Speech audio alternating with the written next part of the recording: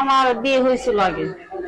আচ্ছা, একটা বাচ্চা আছে, ধরেন টুকটাক, তখন বাচ্চা ছোট ছিল, কোনো সমস্যা ছিল না, টুকটাক মানে কোনো মতে চলতে। এখন বাচ্চার খরচ আছে, নিজের খরচ আছে, একা তো এভাবে চলা যায় না। হ্যাঁ, একা জীবনও কষ্ট, চারিদিকে মানে বুঝতে বুঝতে এখন আর ভালো লাগে না, তাই এখন বিয়ের সাথে হলেই ভালো। বিয়ে শাদী বসবেন? হ্যাঁ। কি রকম ছেলে চাচ্ছেন আপনি বিয়ে করার জন্য? আমি চাইতেছি, ধরেন বয়সে কোনো যায় আসে না, মানুষের ব্যবহারটাই আসল। বয়স বেশি থাক না কম থাক, সেটা কোনো আমার কোনো যায় আসে না। সে আমার মন থেকে ভালোবাসবো, এরকম মন থেকে ভালোবাসবে এরকম মানুষ চাই। পুরুষ চাচ্ছেন আপনি? হ্যাঁ। কি কাজ করেন? বাসা বাড়ি কাজ করি। বাসা বাড়িতে কাজ করেন? আমি থাকি রপ্তানি। বাসা বাড়িতে কাজ করে যা পান তা দিয়ে চলে? সোনানাদের দেখে তো ঈদের সামনে আইছি, নালিকে আসতাম বেরিয়ে সামনে। কতদিন স্বামী ছাড়া? 4 বছর।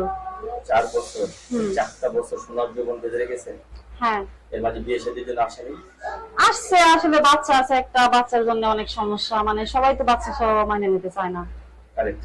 আবার টাকা পয়সা থাকলে, যার টাকা পয়সা আছে তারই বিয়ে শাদী করবে, আমার টাকা পয়সা নাই, নিজেই চলতে পারি না, আমি আবার টাকা পয়সা পাবো কোথায়? হ্যাঁ। আপনার বাচ্চা আছে, অনেকে তো বউ মারা গেছে, বউ চলে গেছে, এত তো বাচ্চা টাচ্চা থাকবে, তাদের সাথে বিয়ে শাদী করবেন নাকি? থাকতে পারে, আমার কোনো সমস্যা নাই। আমার যদি আর 2টা থাকতো, আমি কি পারতাম না, আপন করে নিতাম না? তাদের বাচ্চা আমি মেনে নিই, আপন করে নিই। হাতের রান্না কি রকম? মোটামুটি কোন রকম খাওয়া যায় তো? কত কোন রকম খাওয়া যায়। কোন রকম খাওয়া যায় না? হ্যাঁ। স্বামী খাইতে পারবো তো? পারবো না কেন? শিওর? শিওরই। গান টান গাইতে পারেন? পারি। বাবা, এখনো কি এরকমই জবনি আসলে। ধরেন আমার যদি টাকা পয়সা থাকতো, এখন যেরকম পরিস্থিতি, এখন আমি যেটা বলতাম সেটাই মানে চলতো। এখন আমার যেরকম পরিস্থিতি, মানে দিনকাল চলে না, এখন ফুর্তিটা হারা গেছে এরকম। দর্শক, আপুর মুখ থেকে আমরা দুঃখের কথা শুনলাম। আপু কি কারণে মিডিয়া আসছে সেটা আপনাদেরকে শোনানোর চেষ্টা করছি। তো আপু কিন্তু একজন জীবন সঙ্গী চাচ্ছে। শেষ পর্যন্ত আপু সিদ্ধান্ত নিয়েছেন বিয়ে শাদী করে সংসার করবেন না।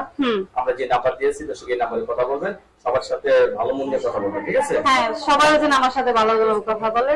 যে ফালতু টাইম পাস করার জন্য সেরকম মানুষের আমার কোনো প্রয়োজন না। যে মন থেকে আপন ভাই বোন নিয়ে কথা বলবো, সেরকম মানুষেরই দরকার। ধন্যবাদ আমার চ্যানেল জন্য। পরবর্তী অবশ্যই